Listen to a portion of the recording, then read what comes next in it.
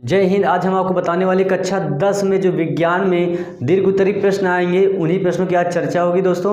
और ऐसे प्रश्न आपके सामने लेके आए हैं जो बोर्ड एग्जाम में 100 और 100% फंस सके दोस्तों, ऐसी हम उम्मीद करते हैं। और वो प्रश्न कौन से हैं ये आपके सामने लिखे हुए हैं। इन प्रश्नों को एग्ज़ाम से पहले ज़रूर पढ़ लेना, चाहे कोई सीरीज़ से, अपनी बुक से, अपनी नोटबुक से, जहाँ से भी समझ में आए दोस्तों, कहीं ना कहीं से जुगाड़ करके इन प्रश्नों को ज़रूर फंसिए, क्योंकि बोर्ड एग्जाम में 70 में 21 नंबर क्वेश्चन, लॉन्ग क्वेश्चन के आपको, लॉन्ग प्रश्न यानी दीर्घ उत्तरीय प्रश्न के आपको 70 में 21 नंबर मिलने हैं दोस्तों। और 70 में 21 नंबर मिलना बहुत बड़ी बात है दोस्तों। यदि 21 नंबर के आप हकदार हो जाते हैं तो साइंस में आप समझ लीजिए 80+ हंसते हंसते पार कर जाएंगे दोस्तों। पर आपको ये प्रश्न जरूर पढ़ लेंगे होंगे। वो प्रश्न है कौन से, देखते हैं, प्रश्न की तरफ जाते हैं। इसमें देखिए आपको ये बताना चाहते हैं, क्वेश्चन नंबर 4 जो रहेगा वो फिजिक्स से संबंधित रहेगा, यानी भौतिक विज्ञान से दीर्घ उत्तरीय प्रश्न रहेंगे। कितने रहेंगे? क्वेश्चन नंबर 4 में 2 प्रश्न रहेंगे। एक प्रश्न लिखा रहेगा, उसके नीचे अथवा में करके एक और प्रश्न लिखा रहेगा, 2 में से एक करना होगा। इसी तरह क्वेश्चन नंबर 8वां जो रहेगा वो रसायन से संबंधित रहेगा, तो उसमें भी क्वेश्चन नंबर 8वां में भी 2 प्रश्न रहेंगे, एक अथवा में लिखा रहेगा, एक करना है, एक को नहीं करना। और इसी प्रकार सेम 12वां क्वेश्चन जो दोस्तों रहेगा वो भी जीव विज्ञान से संबंधित प्रश्न रहेगा, यानी बायोलॉजी से 2 क्वेश्चन रहेंगे, एक क्वेश्चन करना रहेगा, एक क्वेश्चन छोड़ना रहेगा। और तीनों प्रश्नों की कहानी सेम है, लॉन्ग क्वेश्चन तीनों रहेंगे। 7 नंबर 7 नंबर फिजिक्स से, 7 नंबर केमिस्ट्री से और 7 नंबर बायोलॉजी, ये तीनों विज्ञान से आपको 7-7 नंबर के मिलेंगे। इस हिसाब से आपका जो दीर्घ उत्तरीय प्रश्न रहेगा दोस्तों वो 21 नंबर का बहुत ही बेहतरीन नंबर होते हैं। 21 नंबर कम नहीं होते हैं। अब बहुत ज़्यादा आपको मेहनत की जरूरत नहीं है, केवल इन प्रश्नों को पढ़ के जाइए और आप 21 नंबर आसानी से ले सकते हैं। और साथ ही साथ हम अपने चैनल पर आपको बता रहे हैं क्या, फिजिक्स से जो न्यूमेरिकल्स आने हैं, विद्युत धारा चैप्टर तक हम पहुंच चुके हैं। और साथ ही साथ 6 नंबर के क्या, लगभग 4 नंबर फिजिक्स से, 3 नंबर केमिस्ट्री से, 4 नंबर बायोलॉजी से जो बहुविकल्पीय प्रश्न आने हैं उसमें भी हम 7 चैप्टर बहुत अच्छे तरीके से ख़त्म कर चुके हैं दोस्तों। समय कम होने की वजह से हम थ्योरी नहीं पढ़ा सके हैं। इसके लिए आपसे क्या कहें, बस आपका प्यार और सपोर्ट हमें चाहिए ताकि अगले सेशन में हम बेहतरीन से बेहतरीन क्लासेज आपको दे सकें बाई थ्योरी। अभी केवल न्यूमेरिकल्स और ऑब्जेक्टिव क्वेश्चंस और आपको एग्जाम से रिलेटेड बहुत बेहतरीन क्वेश्चन की जानकारियां दे रहे हैं दोस्तों। बस इनको आप कहीं से इस बार क्या करिए, आप किसी न किसी बुक को अपना संसाधन बनाइए, आप वहाँ से पढ़ लीजिए। और देखते हैं क्वेश्चन नंबर 1 फिजिक्स से। ओम का नियम क्या है, इसके सत्यापन के लिए आवश्यक प्रयोग का वर्णन परिपथ आरेख खींचकर कीजिए। यह क्वेश्चन बहुत बार एग्जाम में पूछा जा चुका है। ये क्वेश्चन आप समझ लीजिए भौतिक विज्ञान यानी फिजिक्स से संबंधित हो गया।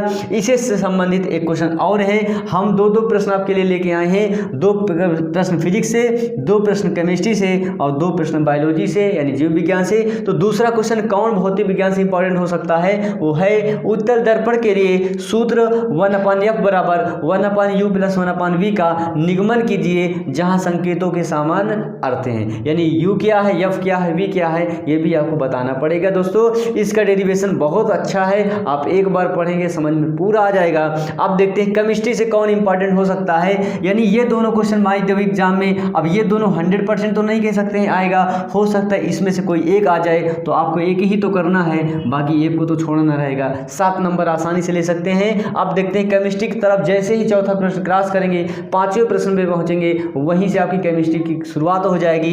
तो देखते हैं केमिस्ट्री में जो आपका 8वां क्वेश्चन रहने वाला है दीर्घ उत्तरीय, वो क्या हो सकता है। प्लास्टर ऑफ पेरिस किसे कहते हैं, इसे बनाने की विधि, गुण व उपयोग बताइए। ठीक है, प्लास्टर ऑफ पेरिस किस तरह बनाते हैं, किस तरह बनाया जाता है और इसकी विधि क्या होती है, इसकी क्वालिटी क्या होती है और इसका यूजेज किसमें किया जाता है। बहुत आसान क्वेश्चन है दोस्तों, एक बार रसायन विज्ञान में देखिए, समझ में खुद ही आ जाएगा। बाय द वे, ये क्वेश्चन एग्जाम में ना आए, हो सकता है आपसे ये पूछा जा सकता है, अम्ल, क्षार तथा लवण की परिभाषा एक उदाहरण सहित लिखिए। यदि ये क्वेश्चन आ जाए तो फिर क्या है दोस्तों, बहुत ही आसान क्वेश्चन है। अम्ल क्या है, क्षार क्या है, लवण क्या है, आप ये सब लोग अच्छी तरह से जानते हैं। और बहुत बड़ी डिफिनेशन है इसके, 2-2, 2.5 लाइन की डिफिनेशन है। तो ये केमिस्ट्री के हमें जो लगे इंपॉर्टेंट क्वेश्चंस आपको बता दिए। अब देखते हैं बायोलॉजी से कौन सा क्वेश्चन ऐसा है जो बोर्ड एग्जाम 2022 में फंस सकता है, आ सकता है। तो पहला क्वेश्चन जो हम उठा रहे हैं, क्वेश्चन मिलेगा कहाँ, क्वेश्चन नंबर आपका जीव विज्ञान का 12वां प्रश्न रहेगा। क्वेश्चन क्या है, लिंग गुणसूत्र से आप क्या समझते हैं, नर तथा मादा में लिंग गुणसूत्र का विन्यास लिखिए। यह क्वेश्चन बहुत इंपॉर्टेंट है दोस्तों। मनुष्य में कितने जोड़े गुणसूत्र पाए जाते हैं, ये बहुविकल्पी में भी आ सकता है। आप जानते हैं 23 जोड़े गुणसूत्र यानी 46 गुणसूत्र मनुष्य में पाए जाते हैं, है कि नहीं है। और अगला क्वेश्चन है आपका 6, मुख से लेकर आमाशय तक होने वाली पाचन क्रिया को प्रभावित करने वाले विकारों यानी जो एंजाइम्स होते हैं के कार्यों का उल्लेख कीजिए। यानी पाचन तंत्र से एक क्वेश्चन रिलेटेड बहुत ही इंपॉर्टेंट क्वेश्चन है। पाचन तंत्र किसे कहते हैं, मुख गुहा से लेकर आमाशय तक जो भी होता है पाचन की क्रियाएं, उन्हें आपको बिट क्वेश्चन दिया जा सकता है। उम्मीद है दोस्तों ये क्वेश्चन आप अपनी नोटबुक पे टिक लगा दीजिए, उसमें स्टार बैठा दीजिए कि ये क्वेश्चन इंपॉर्टेंट है। और एग्जाम का भी आपका 1.5 महीना कम से कम लगभग होगा। मार्च के अंतिम सप्ताह में एग्जाम होने की संभावना जताई जा रही है। तो अभी भी कुछ नहीं हुआ है दोस्तों, क्योंकि कहा गया है सुबह का खोया हुआ शाम को वापस आ जाता है, तो उसे भूला नहीं कहते हैं। अभी आप जग जाइए और अपने लक्ष्य पे चल जाइए, तो आप अभी भी 80+ क्रॉस कर सकते हैं, ऐसा हमारा मानना है दोस्तों। और कहाँ से क्रॉस होगा, आप इस चैनल से जो आपके लिए बनाया गया,